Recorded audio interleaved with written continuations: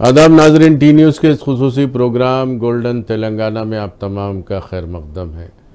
नाजरीन, जैसा कि आप जानते हैं कि इंतखाबी सरगर्मियाँ उरूज पर हैं। तीसरी मरतबा BRS पार्टी इख्तिदार में आने वाली है। वज़ीर आला के चंद्रशेखर राव साहब हैट्रिक मारने वाले हैं। तीसरी मरतबा वज़ीर आला बनने के चांसेस बहुत ज़्यादा नज़र आते हैं। इसी असना में बहुत सारे दूसरी पार्टियों के कायदीन BRS पार्टी में शमूलियत इख्तियार कर रहे हैं। दिन ब दिन ये सिलसिला जारी है। पिछले दिनों प्रदेश कांग्रेस कमेटी के अखिलियती डिपार्टमेंट के सदर जनाब शेख अब्दुल्ला सोहेल साहब ने कांग्रेस पार्टी से इस्तीफ़ा देकर BRS पार्टी में शमूलियत इख्तियार की थी। आपकी तरफ से, टी न्यूज़ की तरफ से मैं सोहेल साहब का इस प्रोग्राम में खैर मकदम करता हूँ। सोहेल भाई, आपका खैर मकदम है। पहली बार आप आए हैं हमारे स्टूडियो में, शुक्रिया और बहुत बहुत मुबारक, आपने BRS पार्टी में शमूलियत इख्तियार की। तो सबसे पहले हमारे नाजरीन को बताइए कि आखिर वजह क्या थी जो आपने कांग्रेस पार्टी को इस्तीफ़ा दिया। कांग्रेस पार्टी छोड़ना क़य्यूम भाई बहुत ज़्यादा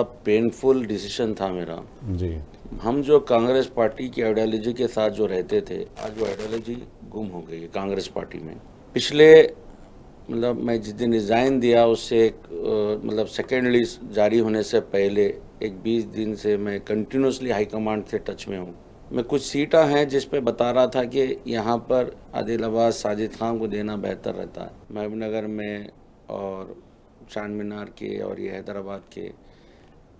मैं ये नहीं चाह रहा था कि पार्टी जीत कौन सकता था।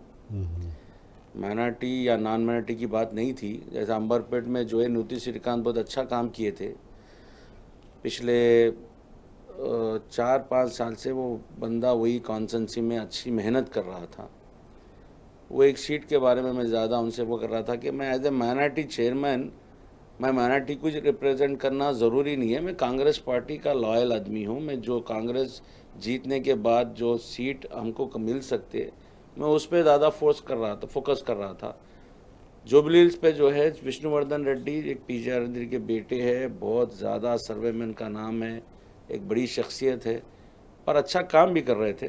पिछले 3-4 महीनों से जो है पूरा कॉन्स्टिट्यूंसी का दौरे कर रहे थे, पूरा पदयात्रा कर रहे थे।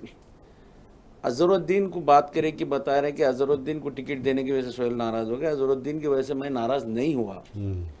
मैं बता रहा था कि अजहरुद्दीन जी के लिए, अजहर भाई के लिए जुबली हिल्स जो है मुनासिब कॉन्स्टिट्यूंसी नहीं है। आप देना है सनत नगर दे दीजिए। कहीं भाई आप जानते हैं कि जुबली हिल्स पे हमायम भी फाइट करता है। जब हमायम फाइट करेगा तो एज ए मुसलमान अजहरुद्दीन और हमायम कांग्रेस पार्टी, जब TRS का भी अपना, BRS का भी अपना एक मुस्लिम वोट बैंक है, तो मुस्लिम वोट जो है वहाँ 3,75,000 जुबली हिल्स में टोटल वोट है। तो उसमें जो है अगर से 1 लाख के आसपास मुस्लिम वोट है, जहाँ से 45% पोलिंग होती है। अगर से 45-50 हज़ार के अंदर जो पोलिंग हुई उसमें अगर से मुस्लिम बढ़ गए तीनों जगह पे, तो क्योंकि P विष्णुवर्धन रेड्डी पेद्दम्मा गुड़ी के ट्रस्टी है मंदिर का, उनको आंध्रा वोटर्स ज़्यादा उनके करीब है, तेलंगाना के जो हिंदू वोटर्स से बहुत करीब है। तो मैं बता रहा था कि ये इक्वेशन पे ये सीट जुबली हिल्स ठीक है। आप सनत नगर देते हैं, वहाँ मुस्लिम परसेंटेज 40 से 50 हज़ार है, क्रिश्चियन वोट्स है, ये मिला के एक अच्छा सा ₹1,000 को जो है प्लस होता।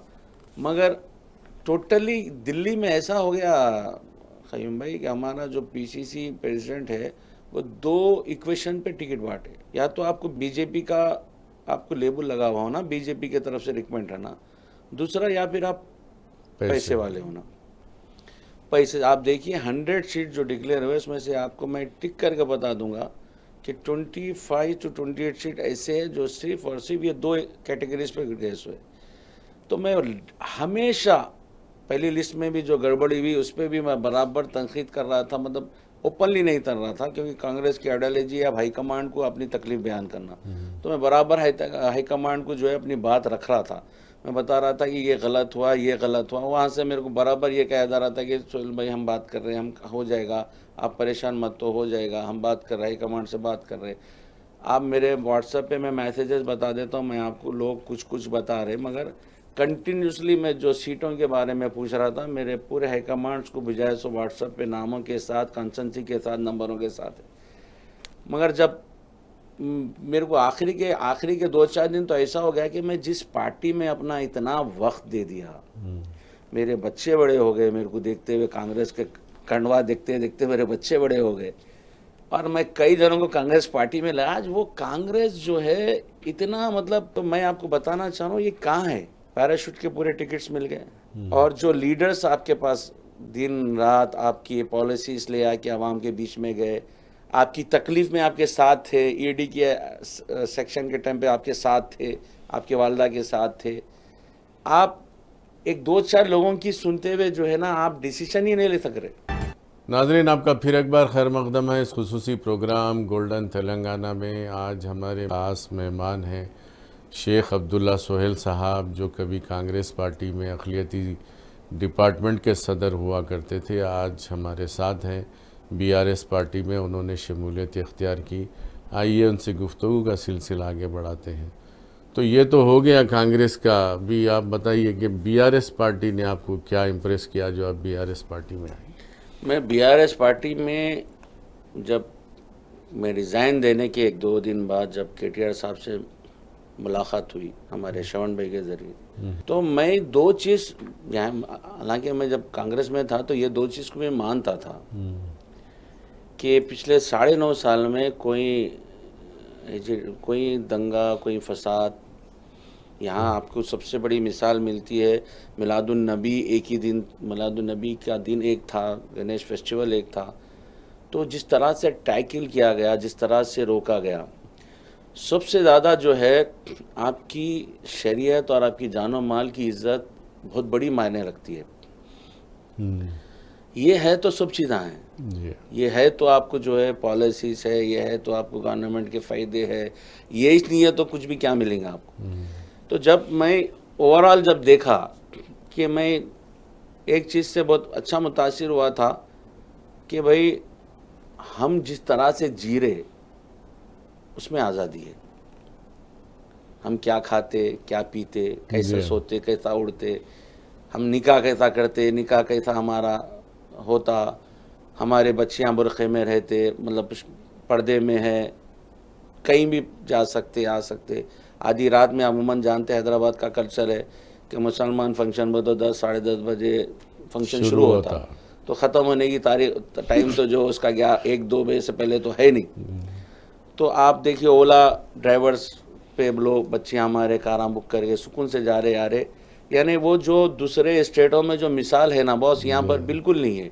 तो इसका क्रेडिट पूरा केसीआर जी को जाता है। ये भी मेंटेन करना बहुत बड़ी बात है बॉस, ये मेंटेन करना। मैं ये नहीं बता रहा हूँ, हाँ इसमें जो है तेलंगाना की आवाम का ही बहुत बड़ा रोल है कि ये लोग सेक्युलर है, ऐसे चीज़ें यहाँ पर दली पनपते नहीं। मगर आपके ज़रिए मैं पूरी तेलंगाना आवाम को बताना चाह रहा हूँ कि कुछ ताकतें रेडी बैठे हुए 3 तारीख का इंतज़ार करते हुए आपके पास किस तरह से माहौल बिगाड़ने के लिए, हमारा सुकून बर्बाद करना कैसा है, वो लोग प्लानिंग कर रहे हैं कि हम किस तरह से पहले यहाँ पर सब चीज़ें जो बर्बाद करेंगे।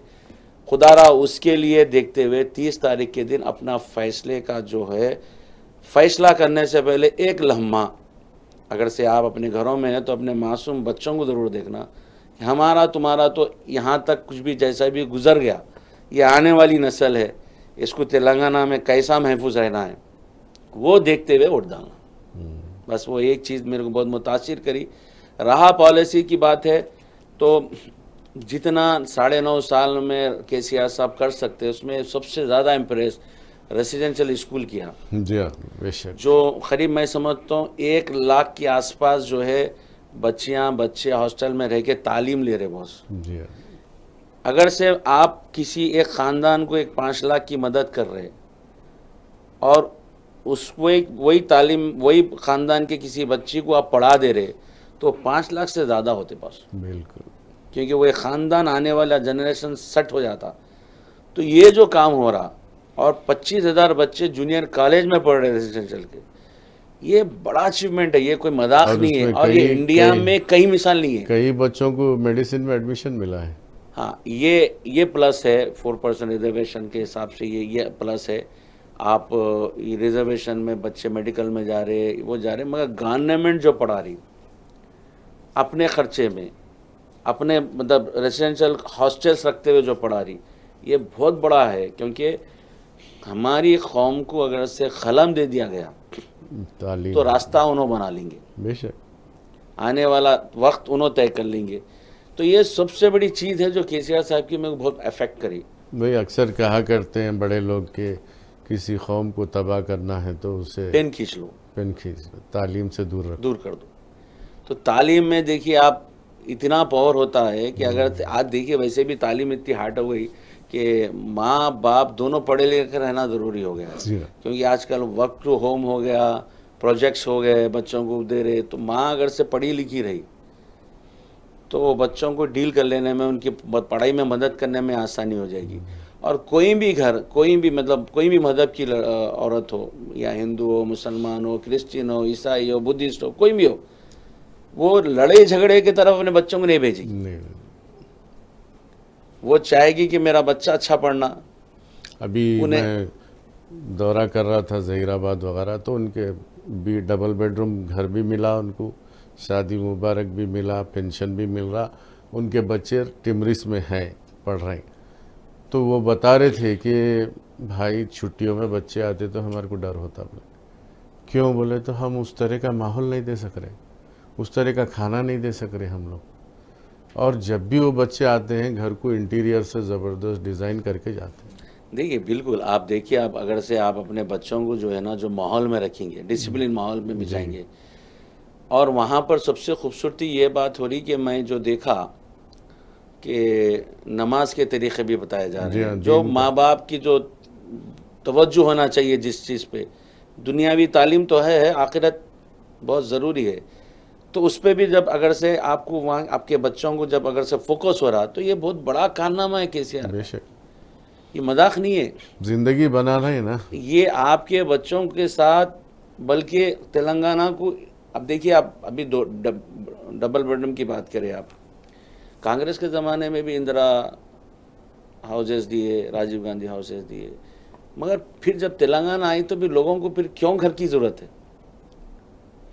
लेकिन आप कांग्रेस घर वाले तो चाहिए, क्योंकि एक कमरा देते थे। नहीं, वो देखिए मैं बताना ये चाह रहा हूँ कि गुर्बत तो इतनी है बॉस कि आप अगर से अगले 50 साल में भी अगर से घरान देने बैठेंगे तो गुर्बत है। मगर अगर से तालीम दे देंगे, आप तालीम दे देंगे, वो बच्ची को पेन दे देंगे, पढ़ाई दे देंगे, तो उन्हें वो घर भी नहीं लेंगे, खुद अपने घर अपने बल पे जो है घर चला लेंगे। वाह, बेशक, उसको घर की भी जरूरत नहीं पड़ेगी, वो ख़ानदान सेट हो जाएगा। उन्हें शर्म महसूस करेंगे ऐसे कर लेने के लिए, क्योंकि जब अच्छा पढ़ लेंगी तो जॉब अच्छे आएंगे। और ये ज़माना गया साहब, एक ज़माना था लोग बोलते थे कि भाई औरत बच्ची कमाना नहीं, हमारे घरों में हमारे बड़े भी बोलते थे शादी करे घर में रहना, चूल्हा चूल्ही। मगर आज जो सिस्टम हो गया है ना, शौहर बुरा मान रहा अगर से उसकी बीवी काम कर रही, स्कूल में टीचिंग कर ले रही या कुछ भी काम कर रही, क्योंकि ज़रूरत हो गई, 2 जनों का पैसा ही घर चला सक रहा। अब कोई ऐब या गुस्सा वाली बात नहीं रही खानदानों में। ऐसे टाइम पे बच्चियां अगर से पढ़ लेते हैं तो एक खानदान तो सुधार ले सकते बस। बिल्कुल, तो ये बहुत बड़ा कारनामा है। अगर घर की औरत तालीम याफ्ता है तो पूरा खानदान तालीम याफ्ता होता है। अगर से एक आदमी अगर से तालीम याफ्ता हुआ तो वो उसको घर तक ला लिया उन्हें। अगर से एक औरत तालीम याफ्ता होगी तो नस्लों तक तालीम चलेगी। बेशक। अब जब बच्ची अगर से पढ़ लेंगी, वो किसी भी हालत में अपनी औलाद को पढ़ाएंगी, क्योंकि उसको वो चीज़ का एहसास है। तो ये केसीआर साहब का सबसे बड़ा कारनामा है। सोहेल भाई, अब आखिरी में बताइए आप क्या कहना चाहेंगे हमारे मुसलमान व्यूवर्स को जो आपका प्रोग्राम देख रहे हैं, जो मुसलमान बाशिंदे हैं तेलंगाना के। मैं सिर्फ इतना ही कहूँगा, आप सबसे गुजारिश करूँगा, इल्तिजा करूँगा कि एक बंदा हमारे कौम की बच्चियों के लिए, कौम के गरीब बच्चों के लिए जो रेसिडेंशियल स्कूल चला रहा है बिना कोई मतलब के कि भाई ये लोग पढ़ लें दो, ये लोग गुर्बत में हैं, ये लोग को आसानी से इनकी तालीम आ जान दो। तो तालीम आज इतनी महंगी हो गई, उस दौर में एक आदमी, एक केसीआर जी आपकी अपने लोगों के लिए ये जो आसानी कर रहे हैं उसका बदल दीजिए। उनको ताकत दीजिए कि आने वाले दिनों में ये डिग्री कॉलेज भी हो, उसके ऊपर और कॉलेजेस खुलना है, तो आप जो है ऐसे लोगों को सामने लाइए।